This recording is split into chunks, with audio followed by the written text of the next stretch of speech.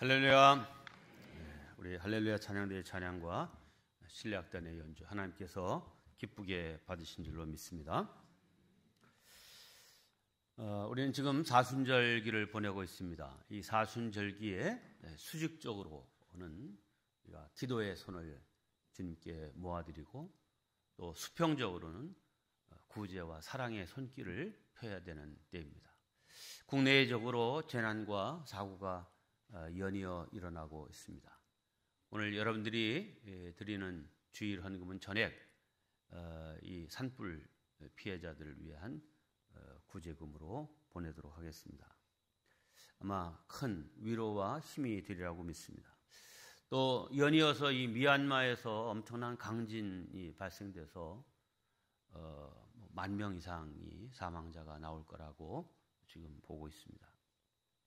특별히 우리 교회 김영미 선교사님이 미얀마에 파송되어 있어서 걱정하시는 분들이 계신데 다행히 지진 나기 바로 전에 한국으로 귀국을 했습니다. 그래서 안전하고요.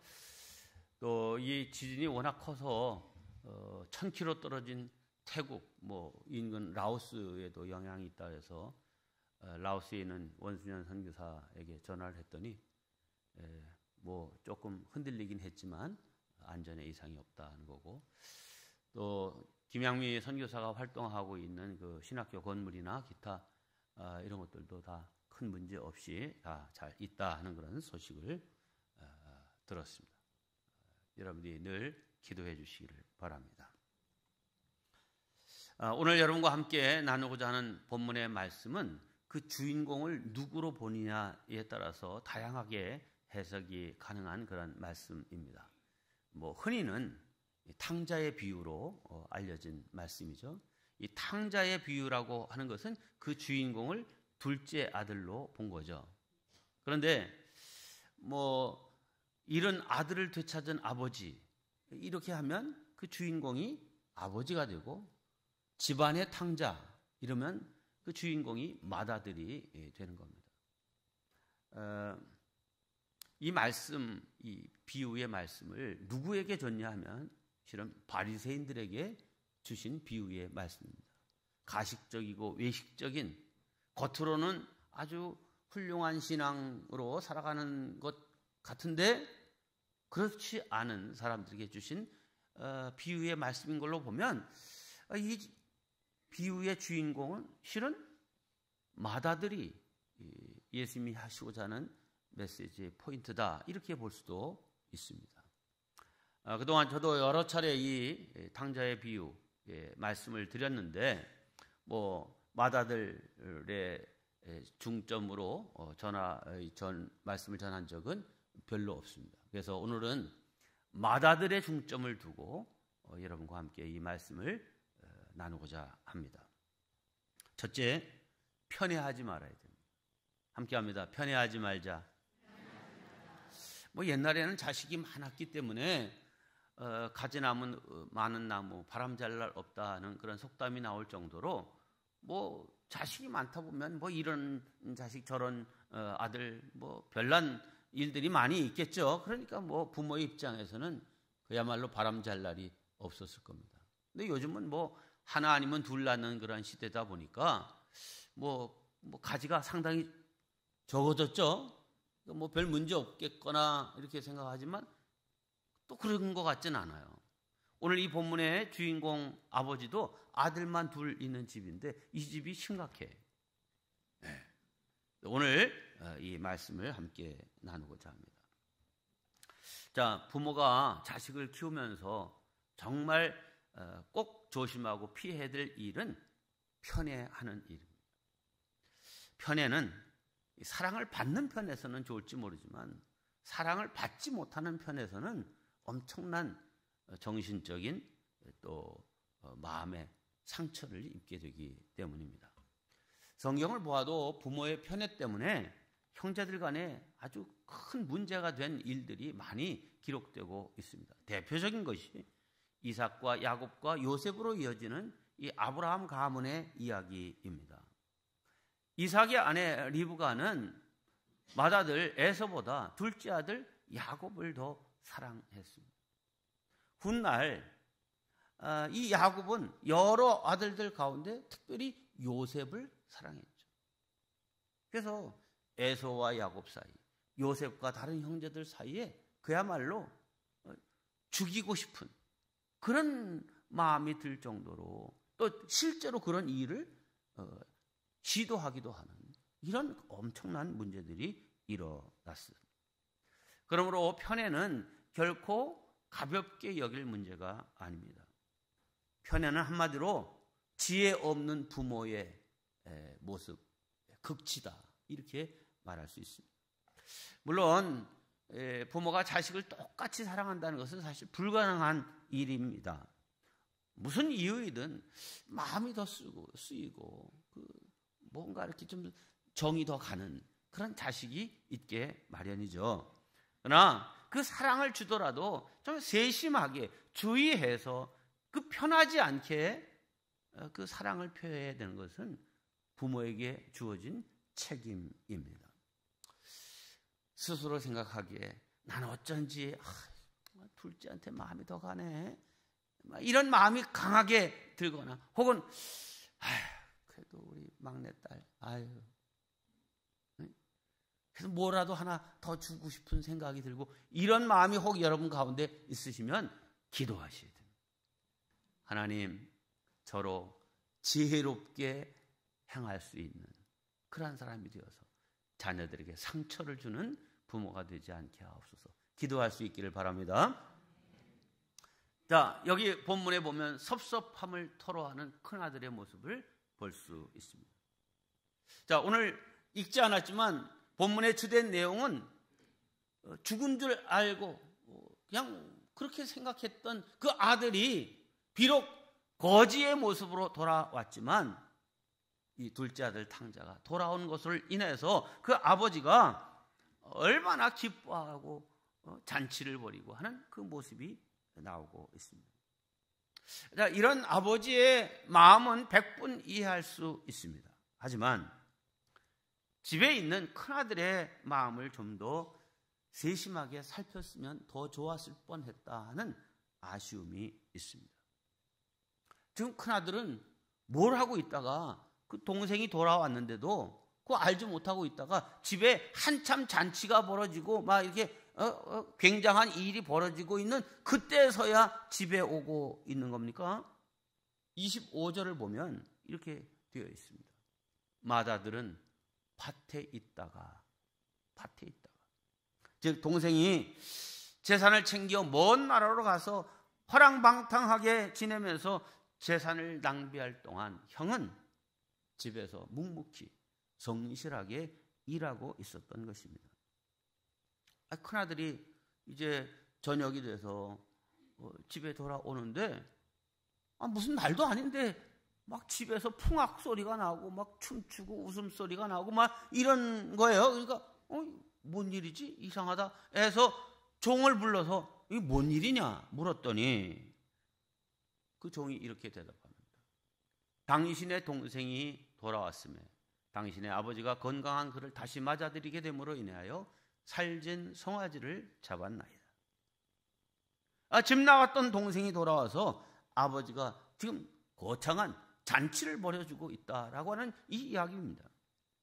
그 이야기를 듣고 처음엔 어안이 벙벙했고 나중엔 화가 치밀어 올랐습니다. 얼마나 화가 났던지 큰아들은 이렇게 행동합니다. 28절입니다. 그가 노하여 집에 들어가고자 하지 아니하거늘. 자, 이런 형의 행동을 참 속 좁은 형이다 이렇게 판단할 수도 있지만 어쩌면 그래 당연한 일이지 이렇게 생각할 수도 있습니다. 자, 그러면 이런 상황에서 아버지가 어떻게 했어야 지혜로운 아버지란 말을 들을 수 있었겠습니까? 그날도 동구 밖을 이렇게 쳐다보고 있는데 웬 초라하게 생긴 사람이 오는데 형색은 참 볼품없지만 틀림없이 아버지의 육감적으로 직감으로 딱 보니까 누구야? 둘째 아들. 그게 달려가죠. 여러분 옛날에 양반은 비가 와도 뛰지 않는다 그랬잖아요. 이 유대인들도요, 특히 아랍 사람들은 다 옷이 이렇게 남자들도 이게 치마같이 생겼잖아요. 이게 둘둘둘둘 말아서 입는 옷이에요. 그러니까 이게 뛸 수 있는 옷이 아닙니다. 그러나 뛰었다라고 하는 말은 그 반가운 마음이 얼마나 컸다는 것을 알 수 있습니다. 그래서 맞아 드리죠. 그리고 바로 하인들에게 송아지 잡아라, 송아지 잡아. 그러면 잔치를 벌입니다. 근데 좀 생각이 있는 아버지라고 하면 지금 큰아들이 어디 있는 거예요? 오늘 아버지, 오늘 저 건너편 밭에 가서 오늘 콩 심거든요. 잘 계세요? 다녀오겠습니다. 하고 나갔어요. 그러니까 알잖아, 지금 형이 뭐 하고 있는지. 그러면 지혜로운 아버지라면 어떻게 해야 돼? 바로 그렇게 하인들 시켜서 송아지 잡고 막 잔치 시작해야 돼? 아니면은 어서 가서 형 불러와라 해서 형을 불러다가, 야, 나는 꼭 죽은 줄 말았는데 네 동생이 살아왔다. 이게 얼마나 기쁜 일이냐. 야, 그래도 이거 우리 동네 사람들과 더불어 잔치해야 되지 않겠니?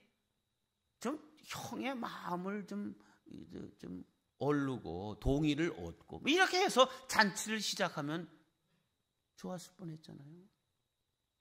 근데 형은 지금 그냥 밭에서 일하고 있는데 재산 다 날려버리고 온 동생을 향해서는 송아지를 잡아 잔치를 벌이는 거죠. 자, 큰아들의 모습에서 왠지 성실함으로 말없이 일했던 노동의 서러움을 느끼게 되는 것은 저만의 마음일까요? 생각해 보세요. 지금 큰아들이 자기 동생처럼 유산을 앞당겨 받아서 큰 돈을 만져봤습니까? 아니면 먼 나라로 여행 한번 다녀본 경험이 있습니까? 그렇다고 돈을 원 없이 써본 적 있습니까? 거기 살면서도 친구들하고 어울리고 싶은 마음이 있었잖아요, 형도. 근데 그거 한 번도 못했다는 거예요. 그냥 시골에 묻혀서 밭일이나 하고 있었으니 그 마음에 얼마나 서러움이 쌓였겠습니까? 오죽했으면 큰아들은 이렇게 말합니다. 29절. 내가 여러 해 아버지를 섬겨 명을 어김이 없거늘 내게는 염소 새끼라도 주어 나와 내 벗으로 즐기게 하신 일이 없더니. 참 그동안 감정이 많이 쌓여 있었던 것을 알 수 있습니다. 자, 그런 면에서 이 아버지는 평상시에 이 큰아들의 마음을 좀 헤아리고 챙김이 있었어야 마땅합니다. 근데 아버지는 너무 편하게 이 작은 아들만 그리워하면서 밥도 잘 안 잡수시고 그냥 동구 밖에 나가서 먼 데만 쳐다보고 계시고 말이에요. 아니, 이런 모습을 보는 큰아들의 마음이 어떻겠습니까? 도대체 집에 남아있는 난 뭔가? 이런 생각으로 가슴에 멍이 들었을 겁니다. 여러분, 일하는 사람은 기쁨으로 그 일을 해야 되는데 그렇지 않으면 반드시 그 마음에 응어리가 쌓이게 되어 있습니다. 예를 들어 명절 때 시어머니가 작은 며느리를 끼고 들면서 예뻐하고 큰 며느리에게만 일을 시킨다고 생각해 보십시오. 큰 며느리의 마음이 어떻겠습니까? 이렇게 시어머니의 지혜 없음으로 인해서 며느리 간의 분쟁이 일어나고 미움과 갈등이 일어나는 것입니다. 성경에 보면 부모 자식의 이야기는 아니지만 마르다와 마리아 이야기 또한 다르지 않습니다. 마르다가 예수님이 자기 집에 오신 걸로 인해서 막 예수님을 대접하기 위해서 분주하게 식사를 막 준비하고 있는 거예요. 근데 이 동생 마리아는 철딱서니 없이 예수님 앞에 딱 앉아서는 예수님의 말씀을 듣고 예수님하고만 대화하고 있는 거예요. 처음에는 눈짓으로 이렇게 막 했겠죠. 근데 이건 관심이 없어. 그리고 예수님도 그렇지. 좀 눈치껏 이렇게 해서 언니 좀 도와주지 그래. 이렇게 하시면 좋을 텐데 계속 둘이 앉아서 노닥거리고 있는 거예요. 그냥. 예수님 죄송합니다. 자, 그런데 급기야 이 언니의 눈에서 불이 나는 거예요. 이렇게 말하죠. 40절. 주여, 내 동생이 나 혼자 일하게 두는 것을 생각하지 아니하시나이까? 예수님께도 지금 불만이 있어요, 지금. 네? 그를 명하사 나를 도와주라 하소서. 이 마르다가 예수님에게도, 마리아에게도, 동생에게도 좀 불만이 있는 거예요. 그랬더니 예수님이 뭐라고 대답하십니까? 마르다야, 마르다야, 내가 많은 일로 염려하고 근심하나 몇 가지만 하든지 혹은 한 가지만이라도 족하니라. 마리아는 이 좋은 편을 택하였으니 빼앗기지 아니하리라. 자, 여러분은 이 예수님의 대답이 어떻게 들리십니까?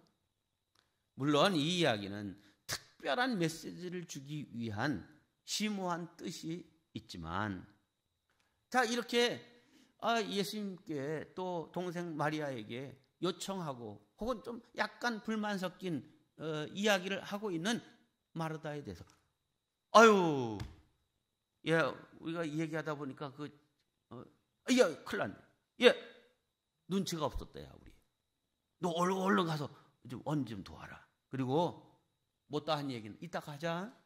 이랬으면 언니 마르다의 불평스러운 그런 마음이 금방 사그라들었을 겁니다. 그러므로 앞서서 일하는 사람들의 마음을 살피는 지혜가 우리에게 필요한 것입니다. 우리 교회는 다들 즐거움으로 봉사 일을 나눠 맡아서 잘 하고 계십니다. 식당 봉사며 이런 것들 다 해서 이제 다 나눠서 다 잘들 하고 계시죠. 저기 어떤 교회 보니까 되게 일하는 사람만 해요. 네? 일하는 사람이 정해져 있는 거예요. 저기 보니까. 물론 그 일을 스스로 기쁨으로 자원해서 믿음으로 봉사하면 별 문제 없지만 혹 떠밀려서 할 사람이 없어서 엉겁결에 내가 그 일을 맡았기 때문에 할 수 없이 일하게 되면 그 마음에 불만을 느끼게 되는 것은 당연한 일입니다. 누구나 주일에 아주 깔끔하게 잘 정돈된 예배당에서 예배를 드리고 싶고, 예배 후에는 정갈한 식당에서 우아하게 식사하고 싶고, 또 식사 후에 품위 있고 고상하게 조제를 나누고 싶고, 가벼운 마음으로 그냥 싹 집으로 돌아가고 싶은 것이 모두의 마음입니다. 그런데 그렇게 되기 위해서는 보이지 않는 곳에서 이름 없이 빛도 없이 토요일에 청소하는 손길이 있고요, 구석구석에 놓인 꽃과 이런 것들을 돌보는 손길이 있고요, 손에 물을 묻히면서 식사 준비하는 헌신이 있고, 설거지 하느라고 허리가 휘는 고통을 감수하는 이들의 봉사가 있음을 기억해야 합니다. 그래서 이 봉사하는 이들에게 감사의 눈길을 주고 손을 잡아 격려해주고, 기회가 되면 따로 차나 식사라도 대접해주면서 취하는 일에 인색하지 않아야 합니다. 나도 돌아가면서 우리 교구 맡았을 때 하는데요. 네. 적어도 그건 8주에 한 번씩 돌아오잖아요. 2달에 한 번 정도 하지만 실은 매 토요일과 주일날 고정적으로 하시는 분들이 계시잖아요. 네. 그런 분들에게 특별한 사랑과 관심이 필요한 거죠. 지난 당회 때 40년, 20년 이렇게 봉사한 분들에게 이렇게 상은 안 드리고 감사 패만 드렸어요. 왜? 상은 하나님 나라에서 받으시도록 우리가 그 수고를 알아준다라고 하는 그런 표시였죠. 그렇게 하는 것이 곧 우리 모두를 위한 일입니다. 만일 그렇지 않으면 일하는 사람이 그냥 외롭게 일하다가 지쳐서 실족하게 되면 급기야 어떤 생각을 합니까? 이젠 나도 모르겠다. 이렇게 생각하고 파업을 선언하게 되면 목회는 혼란에 빠지고 교회는 분란에 휩싸이며 성도들은 불편하고 힘들어지게 됩니다. 그런 의미에서 이 아버지, 집에 남아서 묵묵히 밭일하고 있는 이 큰아들의 마음을 좀 살펴주어야 마땅한 거 아닙니까? 사람은 자기가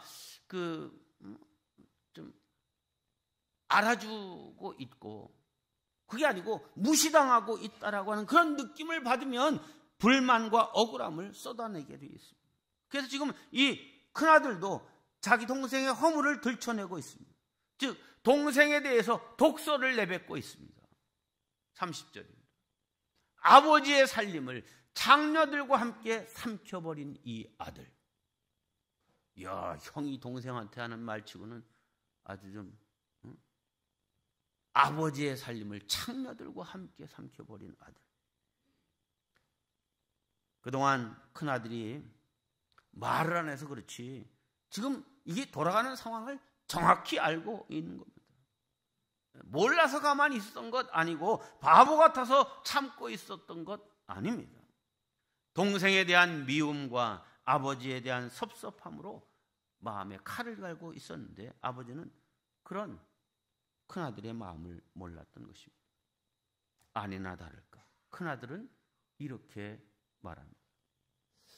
아버지께 대답하여 이르되 내가 여러 해 아버지를 섬겨 명을 어김이 없거늘 내게는 염소 새끼라도 주어 나와 내 벗으로 즐기게 하신 일이 없더니 아버지의 살림을 장녀들과 함께 삼켜버린 이 아들이 돌아오매 이를 위하여 살진 송아지를 잡으셨나이다. 이 말이 뜻하는 바가 뭡니까? 다음에 해석이 붙었어요. 나는 아버지의 명을 어긴 적이 없다고 하면서 지금 이 큰아들이 자기의 의의를 지금 주장하고 있는 거예요.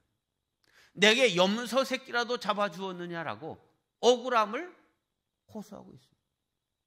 아니 이 동생 이런 탕자 녀석에게는 송아지 잡는데 나한테 염소 새끼라도 한 마리 잡아줬냐? 억울하다는 거죠. 세 번째, 내가 내 친구들과 함께 즐길 수 있는 기회를 주셨습니까? 섭섭합니다. 더 나아가 왜 동생을 위해서는 송아지를 잡으셨습니까? 아버지의 부당한 처사를 지금 지적하고 있는 것입니다.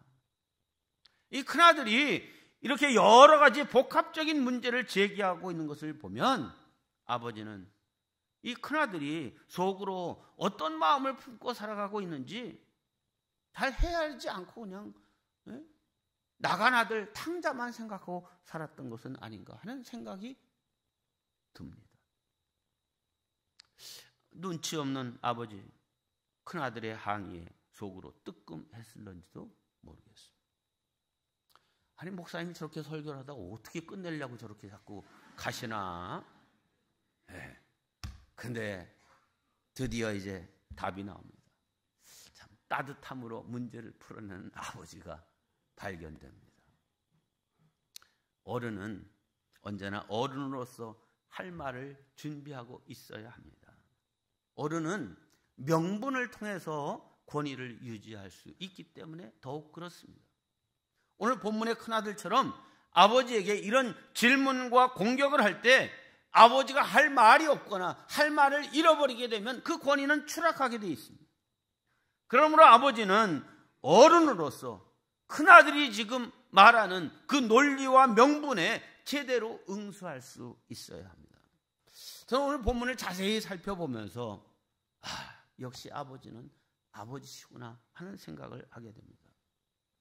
큰아들의 섭섭함과 억울함에 대해서 정확한, 명확한 대답을 해주고 계시기 때문입니다. 지금 집으로 돌아온 탕자 둘째 아들 동생이 보기 싫어서 집 안으로 들어가기를 거절하고 밖에 그냥 서 있는 거 아니에요. 형이. 그럼 아버지가 이렇게 할 수도 있죠. 다른 종을 시켜서 야, 뭐 하고 있는 거야? 빨리 들어오라고 그래. 에? 아버지가 지금 너 때문에 더 화가 났다고 얘기해라. 그렇게 할 수도 있는데요. 그러지 않으시고 아버지가 직접 그 형이 화가 나서 서 있는 걸로 나가십니다. 그리고 이렇게 얘기하죠. 28절입니다. 그가 노하여 들어가고자 하지 아니하거늘 아버지가 직접 나와서 권한대 그랬어요.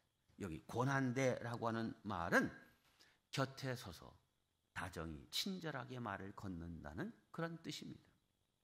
자, 그러니까 아버지는 큰아들의 마음, 그 상황을 알고 있었기 때문에 어찌 보면 작은 아들에게보다 더 다정하고 더 사랑스럽게 친절하게 말을 건네고 있음을 보게 됩니다. 자, 이 모습을 보면서 저는 이 아버지는 근원적으로 참 따뜻한 마음을 가지고 계신 분이구나 하는 생각을 갖게 됩니다. 그동안 작은 아들만 편애한 것이 아니라 큰 아들도 같이 사랑하는 아버지였다는 사실이죠. 지금 이 아버지는 큰 아들이든 작은 아들이든 아픔을 겪고 있는 아들에 대해서 사랑으로 대하고 있는 그런 아버지이십니다. 작은 아들이 지금 아파하고 철없이 저렇게 허랑방탕하고 있는 그 모습을 그냥 당신의 마음을 아프게 하는 아들이 아니라 뭔가 좀 삐뚤어지고 잘못 살고 있는, 그래서 그에게 긍휼한 마음을 가지고 있는 아버지인 거예요. 네, 그 아들이 돌아왔으니 기쁜 거예요. 네, 그 돌아온 아들로 인해서 형의 마음이 불편하니까 지금 누가 아파? 형이 아파. 그러니까 그 형이 아픈 걸 보고 아버지가 나와서 그를 위로하고 사랑의 말로 지금 그 마음을 다독이고 있죠. 31절에 큰아들 향해서 이렇게 말합니다. 아버지가 이르되 예, 너는 항상 나와 함께 있으니 내 것이 다 내 것이로되. 지금 이 아버지는요 참 어리숙한 그런 아버지인 것 같지만 지금 이 큰아들이 가지고 있는 불만의 저변에 무슨 문제가 있는지를 정확히 알고 있는 거예요. 여기에는 재산 문제가 있음을 알고 있어요. 동생은 이미 자기 유산 챙겼지만 자기는 아직 유산을 받지 못했고, 동생은 돈을 실컷 써봤지만 자기는 제대로 써보지도 못했고, 동생은 실컷 놀아봤지만 자기는 일만 했고, 이런 불만이 있는 거죠. 그런데다가 아니 동생 건 다 주었고 지금 아버지 거는 누구 거야? 아버지 거야? 큰아들 입장에서는 그거는 이제 동생 몫은 이미 다 갖고 이거는 다 누구 거야? 내 거야, 내 거. 내 건데 그거 갖고 막 송아지 잡고 막 이렇게 하면 어떻게 되는 거야? 속상하잖아요. 자, 그런데 이 아버지가 그 속에 있는 복잡 미묘한 형제간의 질투와 이런 시기, 이런 마음들을 다 알고 아버지가 딱 두 마디 했지만 그 속에 핵심이 있어요. 아버지가 너는 나와 함께 있다. 내가 저 녀석한테 마음을 쓴 것은 나 버리고 나하고 함께 사는 걸 불편하게 여기고 자기 자유 찾아서 거기에 행복이 있는 줄 알고 찾아나간 녀석이야. 그러나 너는 항상 나와 함께 있지 않니? 그리고 나도 네 편이야. 그러니까 형이 볼 때는 아버지는 맨날 밥도 안 잡시고 동구박에 나와서 언제나 이 아들 녀석이 오나고 쳐다보는 그 모습을 보면서 자기에 대해서는 조금 더 생각지 않는 그런 아버지라고 생각해서 섭섭했던 거죠. 그런데 아버지가 뭐라고 그러십니까? 너는 항상 나와 함께 있다. 나도 너와 함께 있다. 하는 이 심리적인 안정감을 준 거예요. 그리고 두 번째, 아주 이게 핵심이죠. 내 것이 다 네 것이다. 걱정 마라. 내가 작은 아들 목 또 따로 챙겨주지는 않아. 이건 다 네 거야. 네. 그래서 아버지는 참으로 지혜로운 분이시다라고 하는 것을 깨닫게 됩니다. 이 작은 아들, 아버지와 함께 하는 심리적인 안정 포기하고 나갔어요. 유산 받았죠? 그런데 지금 어떻게 됐어요? 결국은 다 잃어버리고 물질적인 안정도 잃어버렸어요. 결과적으로 보면 이 작은 아들은 지금 다 잃어버린 아들이에요. 반면에 큰 아들은 심리적인 것과 물질적인 것 다 전부를 갖고 있으니 네가 더 행복한 아들이야. 이걸 상기시켜주고 있는 겁니다. 그동안 큰아들은 자기가 동생보다 더 불행하다고 생각했는데 아버지께서 큰아들이 더 행복한 삶을 살고 있는 거라고 깨닫게 해주시니 참 감사한 일이죠. 이렇게 상대방의 마음을 풀어주는 것이 참 지혜인 것입니다. 그런데 아버지의 역할이 여기서 끝나지 않음에 참 이 아버지는 훌륭한 분이다 하는 것을 알게 됩니다. 아버지는 이렇게 얘기하죠. 큰아들에게 내 동생은 죽었다가 다시 살아났으니 이렇게 얘기합니다. 그러니 너 불쌍히 여겨줘라. 죽었던 아들이야. 죽었던 동생이 다시 살아왔으니 좀 불쌍히 여겨줘라. 여러분, 부모의 기쁨은 형제간에 우애 깊게 지내는 것이죠. 그리고 이 형제간의 화목을 위한 열쇠는 결국 큰아들이 갖고 있기에 큰아들이 좀 동생에게 불쌍히 여기는 마음을 좀 가져줘라. 이렇게 부탁하는 겁니다. 여러분, 위로와 용기는 연장자가 할 때 아름답기 때문입니다. 그리고 아버지는 자기의 형편과 자기의 사정도 좀 큰아들 네가 좀 알아줘. 내가 잃었다가 다시 얻었기로. 이 말 속에는 이 애비의 심정도 좀 헤아려 줘라. 이렇게 요청하는 거죠. 물론 큰아들로서는 섭섭함과 억울함이 있겠지만 아버지의 입장에서 생각해 보면 작은 아들이 집으로 돌아온 것이 얼마나 다행스러운 일입니까? 그래서 효도는 아버지의 입장, 여기를 생각해야지 내 입장만 생각해서는 효도가 안 됩니다. 지금 큰아들의 감정으로는 동생을 품기가 쉽지 않지만 그래도 아버지의 마음을 생각해서라도 동생을 품어 주어야 합니다. 근데 여기서 끝나지 않아요. 아버지는 한 걸음 더 나가서 이렇게 말씀하십니다. 32절. 우리가 즐거워하고 기뻐하는 것이 마땅하다 아니라. 아버지는 우리라고 하는 말로 지금 이 가족 공동체를 강조하고 있습니다. 즉 동생은 남이 아니요 우리 가족이며 동생이 돌아옴으로 깨진 가족 공동체가 다시 회복되었고 우리라고 하는 이것이 다시 이루어지게 된 거야 라고 지금 말하고 있습니다. 그러니 지금 상황은 섭섭해하고 미워하고 등을 돌려야 하는 상황이 아니라 마땅히 즐거워하고 기뻐해야 될 때임을 아버지가 이 큰아들에게 깨우쳐주고 있는 것입니다.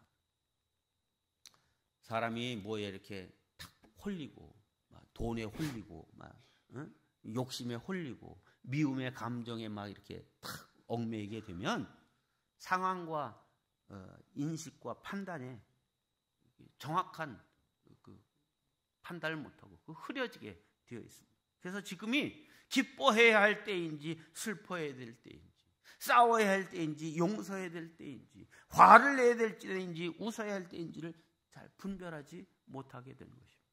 그런데 이 지혜로운 아버지가 지금 이 상황은 너 그렇게 화내고 이럴 때가 아니야.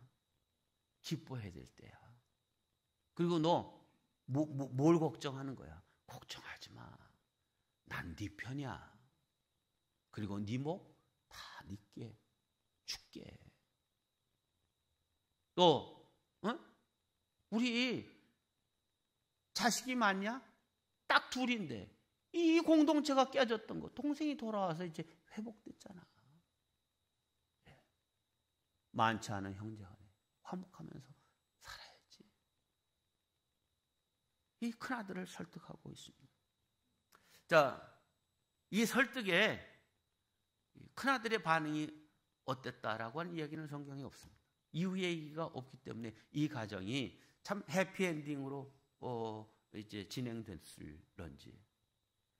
아버지가 이렇게 설득함에도 불구하고 이번엔 이 큰아들이 분을 이기지 못하고 큰아들 집을 나가 버리든지 뭐 이런 상황이 벌어질 수 있죠. 네. 그 몫은 우리에게 선택의 권한을 주고 있는 거예요.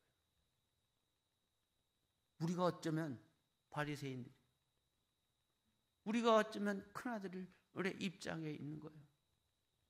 아, 그래, 내가 너무 속 좁게 생각했구나. 너무 내 중심으로만 생각했구나. 아버지의 심정을 이해하지 못했구나 라고 생각하면서 마땅히 즐거워해야 되고 마땅히 기뻐해야 될 때이구나 깨닫고, 그래 동생, 야, 나 솔직히 너 마음에 안 들었어. 응? 너 때문에 아버지 얼마나 속절이시고 힘들으신 줄 아니야. 그거 지켜보는 나도 힘들었다. 하여튼 이렇게 살아서라도 왔으니 다행이다. 이제 우리 정신 차리고 다시 아버지 모시고 잘 행복하게 살자. 이것도 형의 몫이야. 어떤 선택을 하는지는 우리가 감당해야 됩니다. 저는 믿기에 이 가정이 사랑으로 화해하고 다시금 화목한 가정으로 하나를 이뤘을 것이라 생각합니다. 바라기는 우리의 가정들도 다 믿음과 사랑 안에서 하나를 이루게 되기를 바랍니다. 혹 부모님에게서 멀어진 사람이 있다고 하면 회개하고 부모님께로 돌아가시길 바랍니다. 또 형제 자매 간에 등 돌린 이가 있다면 사랑으로 화해해서 하나님 안에서 반석 위에 든든히 선 복된 가정을 이루시기를 주님의 이름으로 축원합니다. 기도하겠습니다.